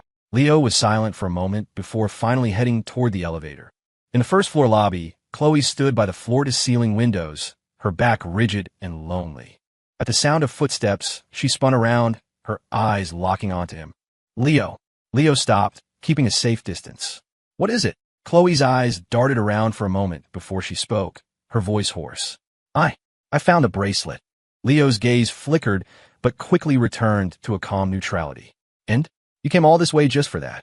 It was your mother's, Chloe said, her voice beginning to tremble. You sold it without a second thought, just to buy me a decent suit. Leo watched her quietly, not denying it. Chloe's eyes were red. She took a step forward, wanting to hug him. I'm sorry. Ms. Sullivan. A cold voice cut her off. Sloane strode out of the elevator, her suit immaculate, her eyes sharp. She walked directly to Leo's side and linked her arm with his, her posture both intimate and possessive. You seem to be confused, Miss Sullivan. This is not the place for a trip down memory lane. Sloane smiled, but the smile didn't reach her eyes. If you have urgent business, you can make an appointment. Chloe stared at their entwined hands, her own fists clenched so tight her knuckles turned white. My business with him is none of your concern, Sloane. Sloane raised an eyebrow, her tone light and dismissive. Oh, but he's my husband now. His business is my business. Rage flared in Chloe's eyes. She hissed, Sloane, don't push it. Sloane laughed coldly, refusing to back down. Push it? Who's the one pushing it? Did you forget who was the one who left him stranded on the side of the road to run off to another man? Chloe's breath caught in her throat. She couldn't answer. She turned to Leo, her voice now small, almost pleading. Leo, can we please talk? Please. Leo had been a silent observer until now. When she looked at him again, he finally spoke. His voice was quiet, but it was a knife that twisted deep in her heart. Chloe, your regret has nothing to do with me. Chloe froze, watching as he turned and walked away, side by side with Sloane. This time, he didn't look back. Chloe left the Pierce Group building in a daze. Her phone rang. It was Julian. She stood on the sidewalk for a long time, letting the call go to voicemail. This seemed to infuriate the person on the other end. A storm of notifications followed. Messages ranging from questions and accusations to pleas and curses. Chloe finally turned her phone off completely and threw it onto the back seat. She stared up at the towering skyscraper, as if she could see past the glass and steel, all the way to Leo. The next day, when Leo walked into the building, he felt the strange looks from all around him. The receptionist's smile was strained. When he stepped into the elevator, the other employees fell silent, their gazes shifting uncomfortably. He frowned slightly. When he pushed open his office door, his assistant shot up from her desk. Mr. Hayes, have you seen the business headlines today? What is it? She handed him a tablet. A bold, oversized headline screamed from the screen. The Social Climber's Playbook, 7 years ASA stand-in, a calculated marriage into wealth, and a con man's rise to power. The article was accompanied by old photos of him with Chloe and pictures from his wedding to Sloane. The text was sensational, claiming Leo was nothing more than Julian Vance's replacement, who had seized his chance when Chloe was at her lowest. When he realized he couldn't secure his position after a comeback, he had quickly moved on to seduce the Pierce heiress with masterful manipulation. Most damningly, The article ended by implying his marriage to Sloane was built on hidden motives, even hinting at conflicts of interest and corporate espionage within the Pierce group. It all but called him a corporate spy who had married Sloane for ulterior motives. A cold dread settled in Leo's stomach, but his expression remained unchanged. He put the tablet down, his voice calm. "How's the stock?" His assistant's voice was worried. "It dropped 3% at opening and is still falling." Leo closed his eyes. Julian's revenge had been swift and brutal. ####. I don't care what it costs or what you have to do. Dig up everything you can on those media outlets. Sloane hung up and looked at Leo, the ferocity in her eyes not yet faded, but her tone softened. "You're here." Leo walked to her desk, his voice full of guilt. "I'm sorry. I've dragged you and the company into this." Sloane scoffed, not at him, but at the situation. She stood, took his hand, and led him to the sofa. "This kind of cheap shot is hardly a drag on the company."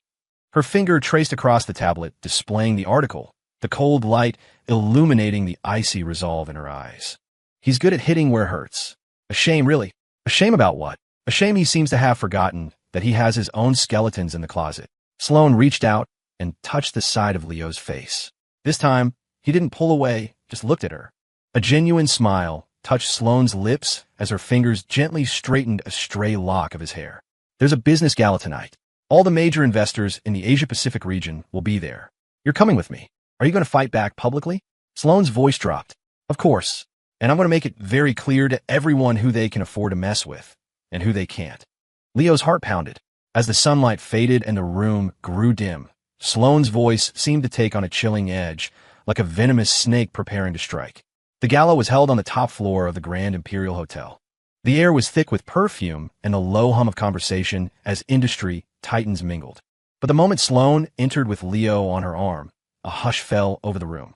Leo was in a deep emerald green velvet gown, its waist cinched tight, making his skin look like snow. Sloane wore a black strapless dress, its hem matching the color of his tie. The wedding rings on their fingers sparkled under the chandeliers. She held his hand the entire time, her thumb gently stroking his palm in a silent, reassuring gesture. "Ms. Pierce, a pleasure."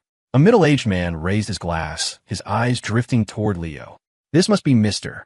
Hayes, just as striking as the rumors say." "You're too kind, Mr. Chun," Sloane said with a smile, her left arm linked with Leo's. "My husband isn't fond of these events. He's making an exception for me tonight, so please don't scare him off." Before anyone could react, she leaned in and, in front of everyone, kissed his forehead. Leo's ears burned, but he played along, wrapping his arm around her waist. A wave of good-natured laughter went through the crowd, but the whispers in the corners never ceased. "I thought they were on the rocks. This doesn't look like an act. Looks like those reports really were just rumors." Sloane acted as if she heard nothing, leading Leo through the crowd, greeting people and making small talk. With every smile and shared glance, the rumors seemed to dissolve. Then, a gasp rippled through the room. "Ms. Sullivan is here." Leo turned and met Chloe's intense gaze. She stood alone at the entrance, the dark circles under her eyes visible even from a distance. Julian was not with her. She had come alone. Chloe's eyes were locked on Leo, but when Sloane shifted to block his view, her expression darkened. She strode toward them, her voice hoarse. "Leo, we need to talk." Sloane laughed coldly, stepping in front of Leo. "Wrong time, wrong place, Ms. Sullivan." Chloe ignored her, her eyes fixed on Leo. "I found something out about the attack at the hospital." Leo's fingers twitched. Sloane, sensing his reaction, tightened her grip on his arm, her voice dangerously low. "Chloe, don't make a scene." But Chloe pulled a digital voice recorder from her pocket and pressed play. Julian's voice filled the air, sharp and clear. "Yeah, I hired them. So what? A piece of trash like Leo Hayes doesn't deserve to be part of the Sullivan family.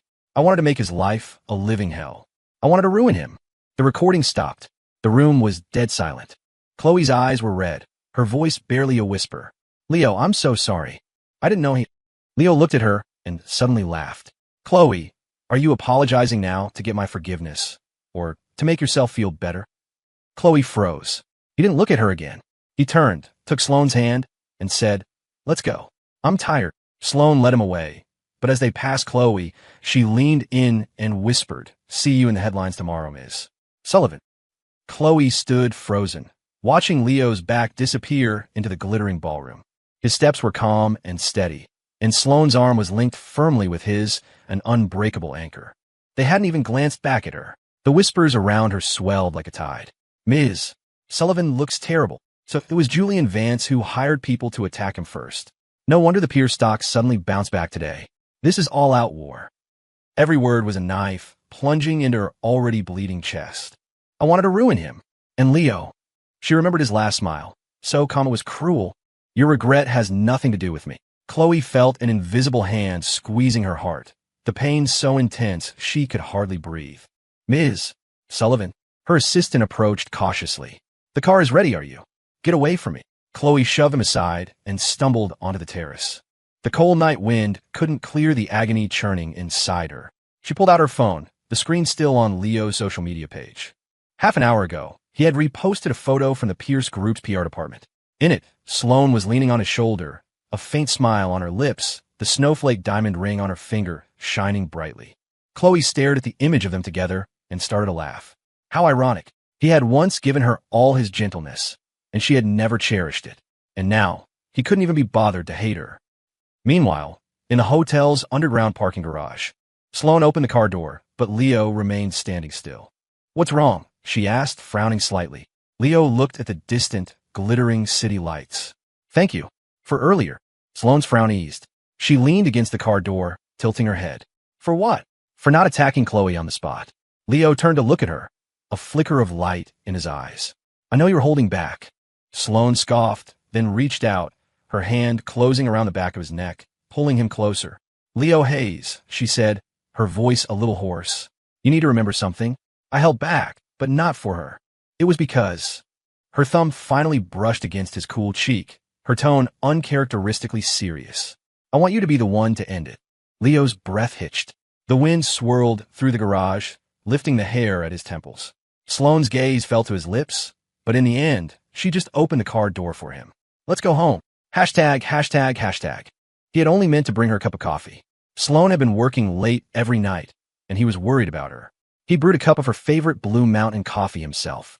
But as he approached her study, he heard low voices from inside. He was about to turn and leave when he heard an unexpected name. The Sullivan Corporation's cash flow problem back then. Your father definitely had a hand in it. His steps halted. But the reason Chloe Sullivan's father jumped was not because of your father. There was more to it. The coffee cup tilted in his hand, a brown stain spreading silently across the saucer. The information in those two sentences made Leo take an involuntary step back, knocking over a vase by the door. The sharp clatter echoed down the hallway, startling the people in the study. The door was yanked open. Sloane stood in the doorway, silhouetted against the light, a flicker of surprise in her eyes behind her glasses. Leo's gaze was drawn to the scattered files on the floor. He'd never felt his eyesight was so sharp. They were detailed investigation reports on the Sullivan bankruptcy from 7 years ago, each page stamped with a red confidential seal. They stood facing each other, the air thick with tension. Sloane's assistant took the hint and discreetly left. You're investigating the Sullivans? Leo heard himself ask, his voice unervingly calm. Sloane didn't deny it. She bent down to pick up the files, her movements composed, as if she were just tidying up a normal contract. Yes. May I ask why? Sloane took off her glasses and rubbed the bridge of her nose. The gesture made her, a woman who was always in control, look uncharacteristically tired. My father and Chloe Sullivan's father were once partners. She walked to the window with the files, her back to him, her voice low. 30 years ago, they founded an investment firm together. Later, the Sullivan family forged evidence to frame my father and send him to prison so they could take over the market. Leo stood silently, his breathing growing shallow. We had gathered enough evidence for an appeal, but he had a sudden heart attack in prison. He never made it. Sloane turned around, her eyes frighteningly calm. I was 12. Leo looked into her calm eyes and suddenly remembered the oppressive portraits in the Pierce mansion, the cold glint in her grandfather's eyes, and the way Sloane herself would occasionally let slip a deep-seated hostility towards the Sullivan family. So that was it. Everything made sense now. So, Leo heard his own voice tremble. So you only got close to me to get revenge on Chloe? Sloane didn't answer immediately. She walked toward him, reaching out to touch his face, but when she saw him instinctively flinch, her hand stopped in midair. At first, yes, Leo hated being deceived, but he never thought hearing the truth would be so painful. The problem was, it wasn't the truth he wanted to hear. And in that moment, All he could think was, why couldn't you have just lied to me? He thought he would break down, that he would scream, but strangely, he was calm. I understand. Sloane's pupils contracted. It's what the Sullivans owed you. They deserved it. Leo put down the coffee cup, the porcelain making a sharp clink against the table. But you shouldn't have lied to me. He turned to leave, but Sloane grabbed his wrist. I didn't lie to you. Her palm was burning, her grip so tight it hurt. The initial reason doesn't matter. Sloane moved closer, her hot breath fanning across his ear. What matters is now. Her other hand moved to the back of his neck, forcing him to meet her gaze. Now, I truly want to spend the rest of my life with you. Leo looked into the dark, churning sea of her eyes, and suddenly smiled. Sloane, do you know what I hate most? He pried her fingers off, one by one. It's people like you, who always hide their true feelings behind a wall of calculations. Hashtag, hashtag, hashtag. It had been 2 weeks since he moved out of the Pierce estate. Sloane hadn't tried to stop him, but every day, like clockwork, she had a bouquet of white roses delivered to him. The attached card always had the same simple sentence. It's sunny today. Can you forgive me yet? He always put the flowers in a vase in his office, but he never replied. Mr. Hayes, the department heads are all here. His assistant's quiet reminder pulled him from his thoughts. Leo turned and walked into the conference room. The executives of the Pierce Group watched him with varied expressions. This new master of the house had been parachuted into the management team, already a source of gossip. The recent rumors of his marital problems only fueled the ambitions of these old sharks. Let's begin. Leo ignored them, opening his file. His voice was calm. Regarding the accounting issue at the Southeast Asia branch, I need an explanation from the finance department. The CFO wiped sweat from his brow. Well, it might be a system entry delay. A delay? Leo tapped his tablet, and a series of figures appeared on the projection screen. For the past 3 years, a $2 million payment has been delayed in arriving on the 15th of every month, only to be delayed in being transferred out before the end of the month. What do they call that in an audit again? He looked up, a small smile on his lips. They call it embezzlement. The room fell silent. That night, Sloane's private number, which she rarely used, called him. Leo stared at the screen for 3 seconds before answering. Mr. Hayes, quite the power move. Her voice was laced with a smile. It only took you 1 day to root out a parasite the finance department has been feeding for 10 years. Leo leaned back on his sofa, his tone flat. According to our agreement, I am obligated to assist you with corporate matters. Besides, you wanted to get rid of them for a long time. There was a moment of silence on the other end. Just the agreement? He didn't answer. Sloane suddenly laughed softly. There's a charity auction tomorrow. I need you to be there. The agreement doesn't include playing pretend with you. It's not pretend. Her voice turned serious. My grandfather is watching closely. If you don't show up, those old geezers will think we're really splitting up and try to make a move. Leo thought of the probing looks he'd gotten in the meeting. He pursed his lips. What time? He heard the rustle of papers on the other end and could almost picture the smirk on Sloane's face. 7. I'll pick you up. At the auction, Julian, holding a glass of champagne, deliberately bumped into Leo. Just as the glass was about to spill, a figure cut in between them. Chloe grabbed Julian's wrist, and the champagne drenched her own suit jacket. Have you had enough? She said, coldly shaking him off. She turned to Leo. Are you okay? Leo took a step back, right into the arms of Sloane, who had just arrived. Thank you, Ms. Sullivan. Sloane steadied him, her smile not reaching her eyes. But I'll protect my husband myself. No need to trouble you. Chloe stared at their joined hands, her voice low. Leo, I need to talk. We have nothing to talk about. Leo interrupted, his voice soft but firm. Chloe, stop doing these pointless things. He took Sloane's hand and led her away, not seeing the color drain from Chloe's face. In the car on the way back, Sloane suddenly spoke. You called her Chloe. Leo looked out the window, confused. You used to call her Ms. Sullivan, to keep your distance. But today was different. It means you're really starting to let her go. Her fingers tapped lightly on the steering wheel. Leo finally turned to look at her. You seem to be good at analyzing people, Sloane. Only you. The streetlights cast fleeting shadows across her sharp profile. Leo suddenly realized that, at some point, the calculating woman he'd met no longer looked at him through a mask. Just like now, her knuckles were white on the steering wheel, betraying the tension beneath her calm exterior. Just take me back to my apartment. Sloane's jaw tightened. Okay. When the car stopped in front of his building, Leo didn't get out right away. I'll organize the documents for Monday's board meeting and send them to you tomorrow night, he said. Sloane froze. Then it dawned on her. Those documents were all in her study at the estate. Okay, she said, her voice hoarse but tinged with a hopeful excitement. I'll be waiting. The night wind ruffled Leo's hair. He stood under the streetlight, watching Sloane's car.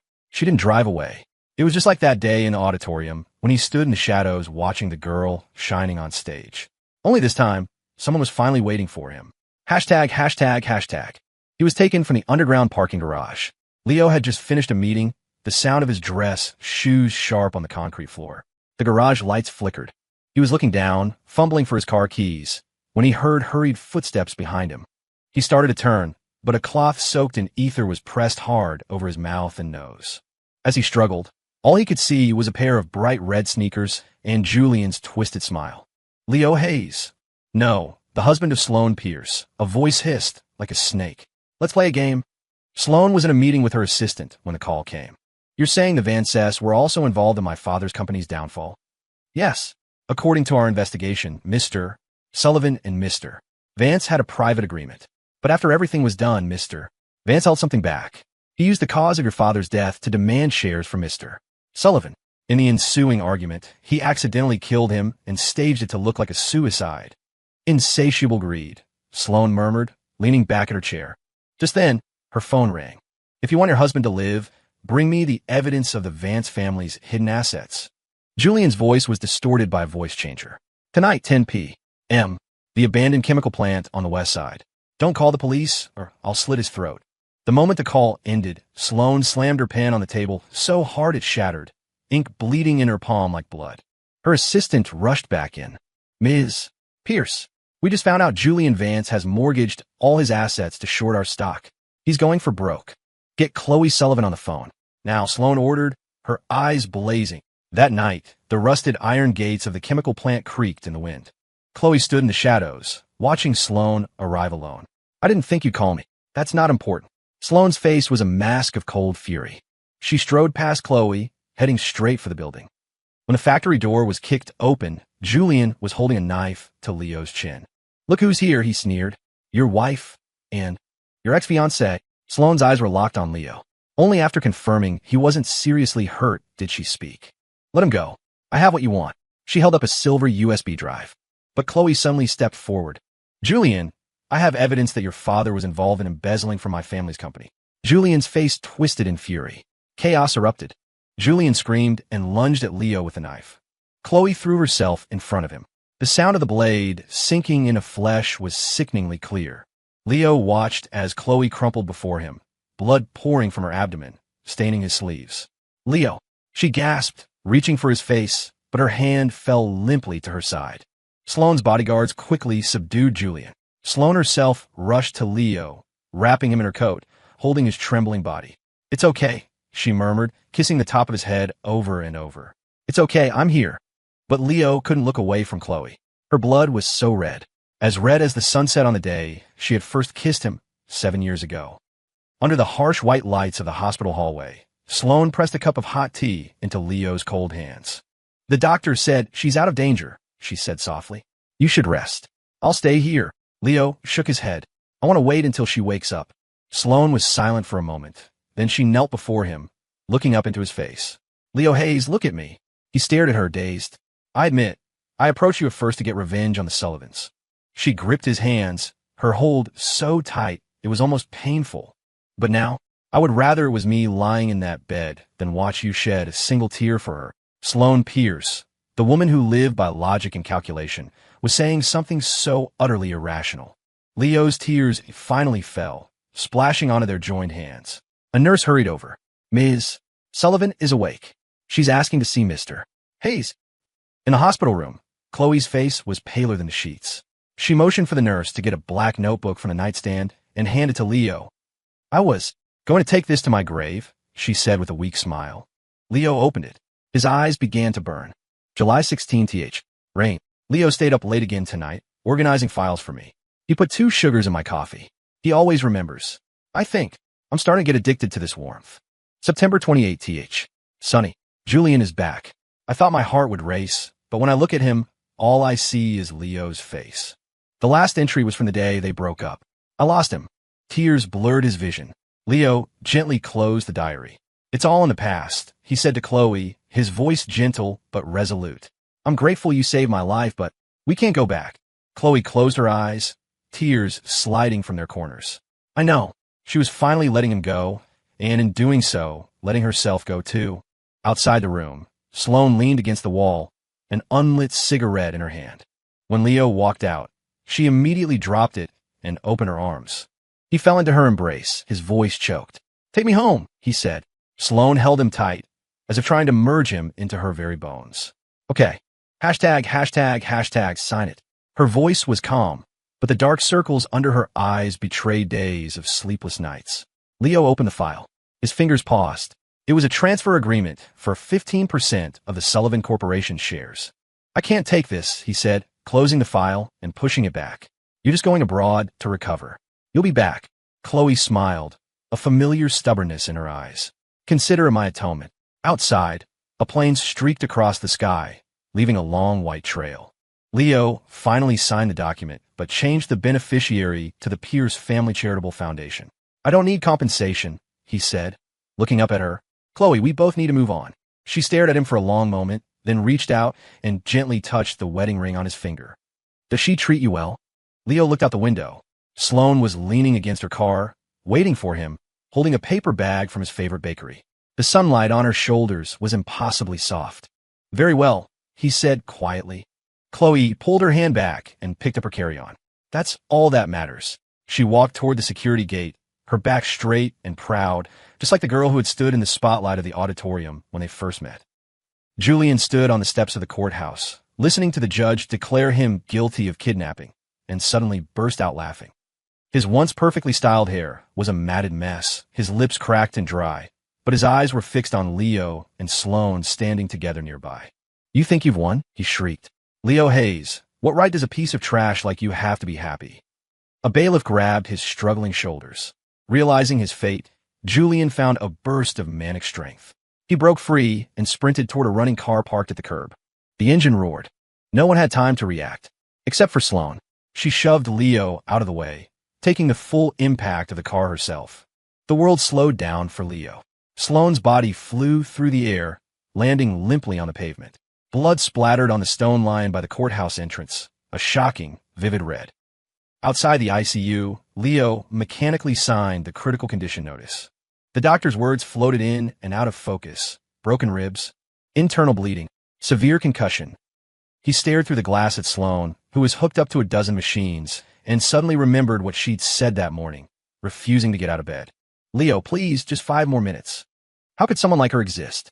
Someone who spoke the truest words of love in the most flippant tone. Someone who used the most calculating mind to do the most foolish things. The family can go in now, a nurse said gently. Leo put on a sterile gown and cap and sat by her bed. Sloane's face was whiter than the sheets, but the moment he took her hand, her eyelashes fluttered. You look so ugly when you cry. Her voice was a thread, but she was still trying to tease him. Leo's tears fell onto her hand. You're an idiot. Sloane laboriously lifted her fingers to wipe away his tears. If I'd known, a damsel in distress act, was this effective, I wouldn't have wasted so much time. The doctor said you can be discharged in a week if you keep recovering like this. Leo peeled an apple, his voice calm, but his fingertips trembled slightly. It had been 3 days since Sloane was moved out of the ICU, but he was still terrified. Sloane lay in bed, the gauze on her forehead still faintly stained with blood, but her eyes were brighter than ever. She watched Leo, her fingers gently tracing his, as if confirming he was real. She smiled. Worried about me? Leo looked up, his eyes clear and steady, reflecting the sunlight from the window. Sloane, I have something to tell you. She stilled, her playful expression softening as she waited. I'm willing to believe in your love, he said softly. I hope you won't let me down. Sloane's breath caught, her heart seizing. She squeezed his fingers, her voice low and husky. Leo Hayes, I wish I'd met you sooner. ####. She was wearing a stunning, form-fitting wedding gown, her hair and makeup perfect, but the smile in her eyes was hotter than the sun. When the officiant read the vows, Sloane stared into his eyes and said, word for word, Leo Hayes, I'm not a person who says forever, but I'm making an exception today. I, Sloane Pierce, will love only you for the rest of my life. Leo smiled, but a tear slid down his cheek. You have to keep your word, Mrs. Pierce. Of course, she said, leaning down to kiss him with solemn promise. Cross my heart. After the wedding, the butler handed him a letter. Leo opened it. Inside was a single, brief line, "I'm sorry. I wish you happiness." It was signed by Chloe. Sloane wrapped her arms around him from behind, her chin resting on his shoulder. "Are you going to write back?" Leo shook his head and folded the letter, setting it aside. "There's no need. It's enough that we're all at peace." In a room at a psychiatric hospital, Julian huddled in a corner, clutching a locket. It was the one he had given Chloe. A nurse came in with a package. "Mr. Vance, delivery for you." Julian's head snapped up. He tore it open with a mad laugh, but his smile froze when he saw what was inside. It was the other half of the locket, Chloe's. A note was attached with a few cold words. "Returning what's yours. We owe each other nothing." He screamed and hurled the locket against the wall. The sound of it shattering was sharp and final. "Chloe Sullivan. Leo Hayes. I hope you both rot in hell." His screams echoed down the empty hallway, unheard and unanswered. 1 year later, at the Pierce estate, Sloane was kneeling in the garden, carefully guiding Leo's hand so he could touch a newly bloomed rose. "Easy, don't prick yourself," she said, her brow furrowed as if facing a major crisis. Leo laughed. "Sloane, you're spoiling me." "Doesn't matter." She sniffed, then turned to the head gardener.